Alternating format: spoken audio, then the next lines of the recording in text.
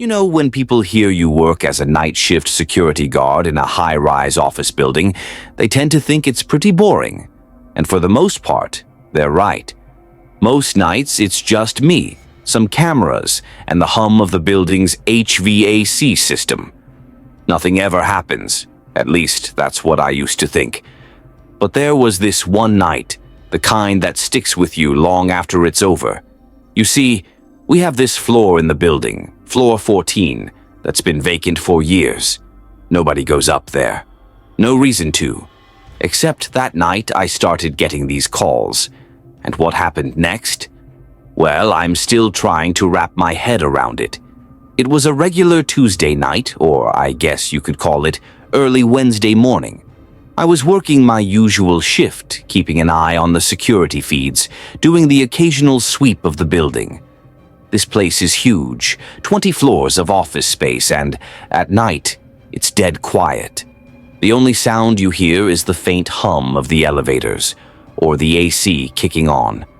Around midnight, I was doing my usual rounds, walking the perimeter, checking the doors. Nothing unusual. I made my way back to the security office and sat down in front of the monitors, scrolling through the feeds. Like I said, most nights are dead silent, and this one seemed like it was going to be no different. But then, the phone rang. Now, the security office phone almost never rings at night unless there's a delivery or something going on.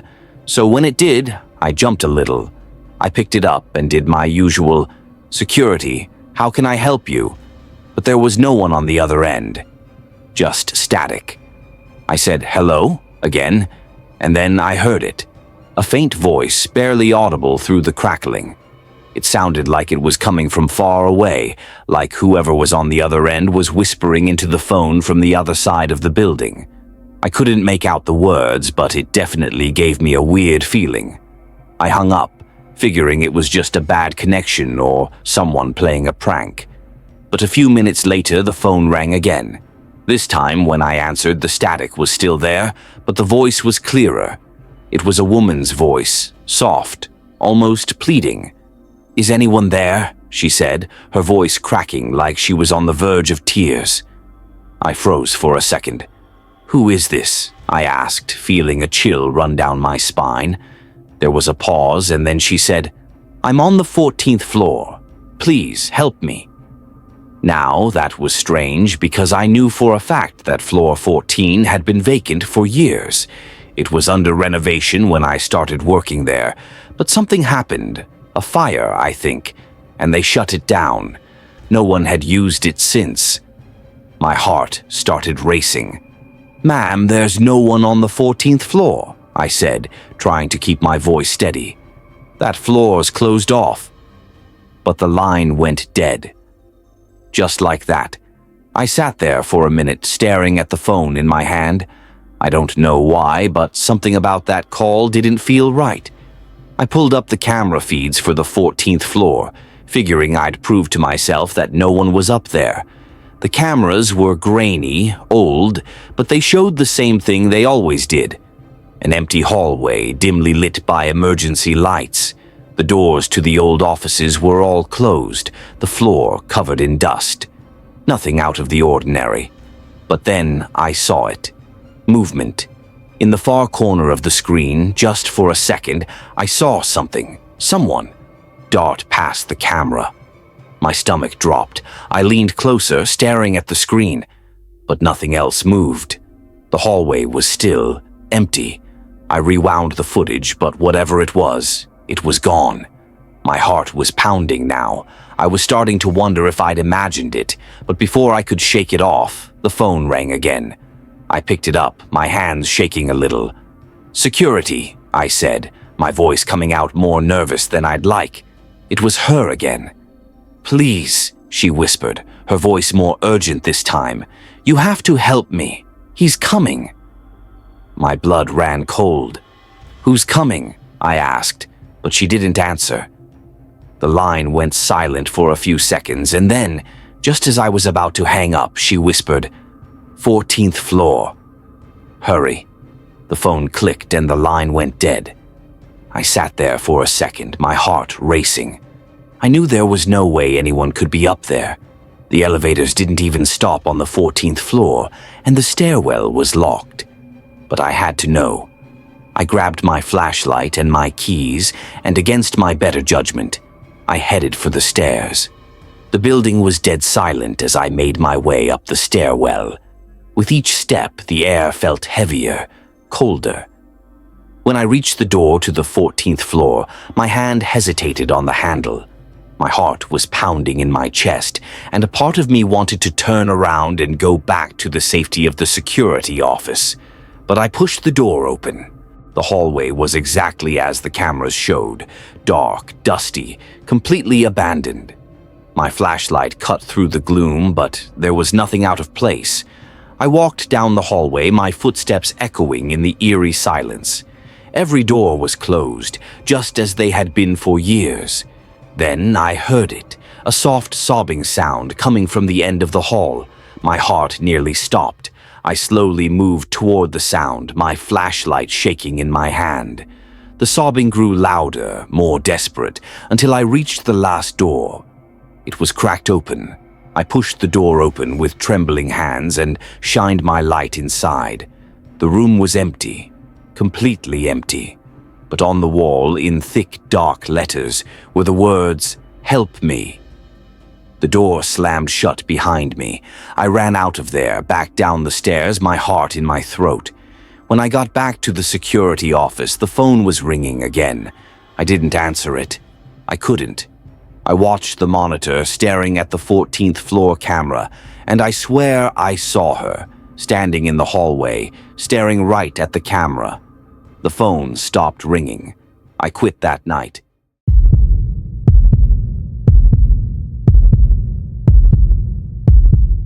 I've worked the night shift at this little 24-hour diner for a few years now. It's a decent gig, mostly quiet after midnight, with the occasional trucker or late-night worker coming in for coffee or a quick bite. It's never been anything special, just an ordinary place to pass the hours. But there's this one night, this one customer, I'll never forget.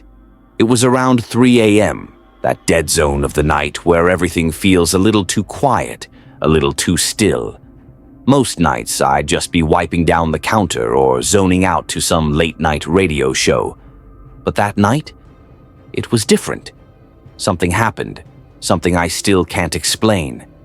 It had been a slow night. I'd only had a couple of customers all shift. Just the usual, nothing weird. By the time 3 a.m. rolled around, I was on autopilot. The diner was empty, the lights buzzing softly, the sound of the coffee machine in the background.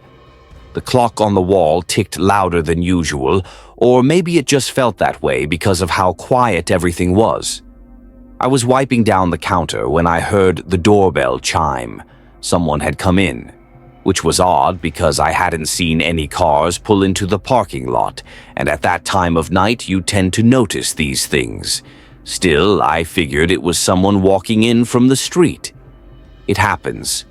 When I looked up, there was this man standing by the door. He was tall, wearing this old-fashioned suit, like something out of a black and white movie, you know?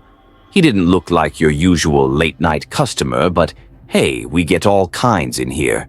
He walked in slow, his shoes tapping on the tile floor, and sat down in the booth by the window. It struck me as odd because that's usually where the regulars sit, the ones who come in every morning at 6 a.m. I didn't recognize him, though. Never seen him before, and something about him made me uncomfortable. But I shook it off. I mean, what was I supposed to do? Not serve the guy? So I grabbed my notepad and walked over to his booth. I stood by the table, gave him my usual, "What can I get you tonight?" He didn't answer at first, just stared out the window. His skin was pale, like really pale, almost gray under the diner's fluorescent lights. After a few moments, he turned to me, slowly, like he was processing what I said. His eyes were off, dark, too dark, like there wasn't any life behind them. Finally, in this low, almost whispery voice, he said, "Coffee, black." Now, something about his voice gave me chills. It wasn't the words, it was the way he said them, like he hadn't spoken in years. But I nodded, said, "Coming right up," and walked back to the counter to get his coffee. I remember glancing over at the clock. It was 3:07 a.m. That's when the uneasy feeling started to creep in. As I poured his coffee, I kept glancing over at him. He didn't move, didn't fidget with his phone or the sugar packets, nothing. He just sat there, staring straight ahead like he was frozen in place. When I brought him the coffee, he didn't look at me, just stared out the window again. I set the cup down and stood there for a second, waiting for him to say something. But he didn't. That's when I noticed something else. The diner's reflection in the window. It showed everything, the booths, the counter, but not him. I could see the booth where he was sitting, clear as day, but it was empty in the reflection. No sign of the man. My heart skipped a beat. I blinked a few times, thinking maybe I was just tired, but no matter how many times I looked, he wasn't there in the glass. I stepped back, feeling my stomach twist. I tried to stay calm, but something about that reflection was wrong. So I glanced at the booth again. He was still there, sitting perfectly still. But in the reflection, nothing. I hurried back behind the counter, my hands shaking as I grabbed the phone. I didn't even know who I was going to call. My boss? The cops? But as I picked up the receiver, the bell above the door chimed again. I turned, expecting to see someone else walk in, but there was no one. And when I looked back at the booth, the man was gone. Just like that. The cup of coffee I'd brought him was still there, steam rising from it, but the booth was empty. I rushed over to the window, my heart pounding. I looked outside. No cars, no people, just the empty parking lot bathed in that eerie yellow street light. I checked the cameras. We've got these old security cameras that cover the inside of the diner. I rewound the footage to the moment he'd walked in, but there was nothing. No one had walked through that door. I watched the clock on the video hit 3 a.m., and there was nothing but an empty diner. But I know he was there. I saw him. I spoke to him. That cup of coffee didn't pour itself. I didn't know what to do. I just stood there staring at the monitor, my hands shaking. And then I noticed something else. On the counter where I had been standing moments before, the coffee cup was gone. Completely vanished. I don't work the night shift anymore. I told my boss I couldn't do it, that something about the late hours was getting to me. But deep down, I know the truth. Every time I drive past that diner late at night, I feel it, that same unsettling feeling, like someone's watching. And sometimes when I glance in the window, I think I see him, sitting in that booth, waiting.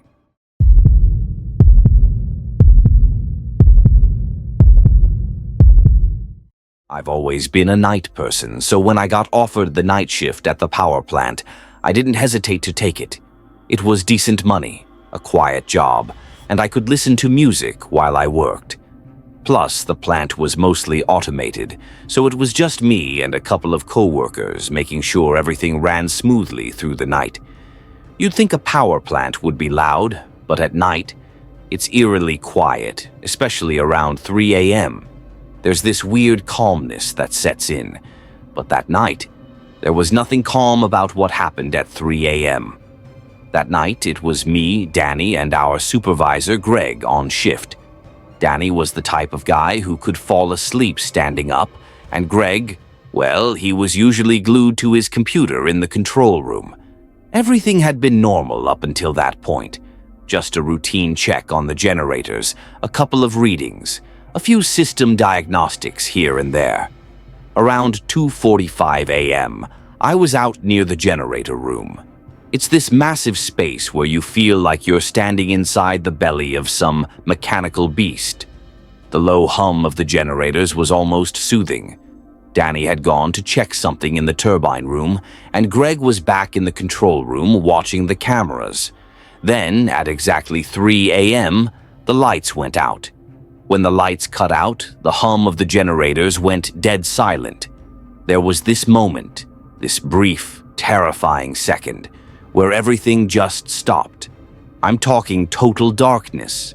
And let me tell you, when you're inside a power plant at night, that kind of darkness feels suffocating. At first, I figured it was just a minor glitch. Maybe a breaker tripped or something. I reached for my flashlight, but the weird thing was, it wouldn't turn on. I fumbled with it for a few seconds, shaking it, smacking it, but nothing. That's when I started to feel that crawling sensation on the back of my neck. You know, the kind you get when someone's watching you. But I was alone, right? I was standing there in the dark, trying to get my bearings, when I heard something. It wasn't loud, just this faint scraping sound, like metal dragging across concrete, but far off, maybe deeper inside the plant. I called out for Danny, thinking maybe he was coming back from the turbine room, but there was no answer, just more scraping, slow, deliberate. I tried the radio next, but it was dead, no static, no nothing. My heart was starting to race now, and that's when the lights flickered back on. Everything powered back up. The generators kicked in and the low hum returned, but something felt off. I looked around the generator room, expecting to see Danny or maybe Greg walking in to check what happened, but the room was empty. That's when I saw the monitor in the corner of the room. It's a small screen that shows footage from the cameras, mostly so you can check the plant without leaving the room. The turbine room camera showed something I'll never forget. The camera feed was grainy, but it clearly showed the turbine room. And there, standing in the middle of the room, was a figure. It wasn't Danny. I knew that much. Whoever or whatever this was, it was tall. Too tall. The figure stood unnaturally still, like a statue. I stared at it, trying to make sense of what I was seeing, but I couldn't. It didn't move, didn't do anything, just stood there. I grabbed the radio again, my voice shaking, calling for Danny. Danny, are you in the turbine room? Where are you? Still no answer. I ran to the control room, my heart pounding in my chest. Greg was sitting there, staring at the monitors with this blank look on his face. I yelled at him, "Greg, did you see that? Someone's in the turbine room." But when I looked at the camera again, the figure was gone. Just vanished. Greg turned to me slowly, his face pale, and said, "Danny never came back from his last check." We grabbed our flashlights and headed to the turbine room. My stomach was in knots as we walked through the plant. The smell of oil and metal filled the air, but underneath it was something else. Something sour, like old, stagnant air. When we got to the turbine room, it was empty. No sign of Danny. No sign of the figure from the camera. I started calling out his name, shouting now. But there was only silence, except for the low rumble of the turbines. That's when Greg tapped my shoulder, pointing to the far wall. There were scratch marks, long, deep gouges in the concrete, like something had been dragged across it. My blood went cold. "What the hell did this?" I whispered, but Greg just shook his head, his face as white as a sheet. We rushed back to the control room, both of us freaked out and desperate to find Danny. Greg pulled up the security footage, rewinding it to just before the lights went out. And there he was, Danny. He was walking into the turbine room, flashlight in hand, but just before he stepped inside, the camera flickered like the power was glitching. The lights dimmed on the screen, and that's when we saw it. That same figure. It stepped out of the shadows behind Danny, impossibly tall, moving unnaturally fast. The camera glitched again, and when it came back, Danny was gone. The figure stood there for a second, motionless, before it slowly turned toward the camera. And then, the feed cut out. We never found Danny. The official report said he must have wandered off and gotten lost, but I know what I saw on that camera. Greg and I both do. Something took him, something that wasn't human. I don't work the night shift anymore. After that night, I quit. But sometimes when I'm alone in the dark, I think about that figure standing in the turbine room, waiting. And I wonder, is it still there, watching, waiting for the next person to turn the lights out at 3 a.m.?